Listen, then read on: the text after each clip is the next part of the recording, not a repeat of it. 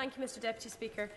Just returning to the issue of the postal voting chaos, which many of my constituents were disenfranchised by, I welcome the fact the Minister is keen to extend the time frame for the election, but I don't think that's the only issue that needs to be looked at. Can he tell me what action he plans to take on the ineffectiveness of some of the private companies involved in running the elections, particularly the postal ballot? Presumably they were contracted on the basis of knowing what the deadlines were, when they needed to produce the postal ballot forms and get them printed by, in order they could be delivered in a timely manner. And particularly when some of these companies have now got very poor track records in working on elections, not just in Scotland but in the GLA in 2004, what does he intend to do about it?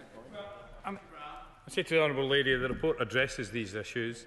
I mean, it brings to the attention, I think, of those who need to know that these contracts were made with penalty clauses in them. You know, they ought to have been carried out by people in a professional manner. If they weren't, then it's a matter for those contracting parties to take forward the redress that they're entitled to in terms of the contract. But more importantly, I think we now have some significant experience of handling postal votes, and we ought to be getting better at it as we go along, rather than getting worse at doing it.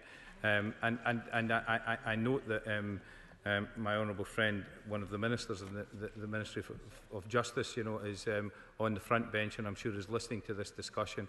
I propose that these very important potential lessons in relation to handling postal votes and others be transferred to the Ministry of Justice, so that if there are lessons to be learned and action to be taken, it should be taken to the benefit of voters right across the UK.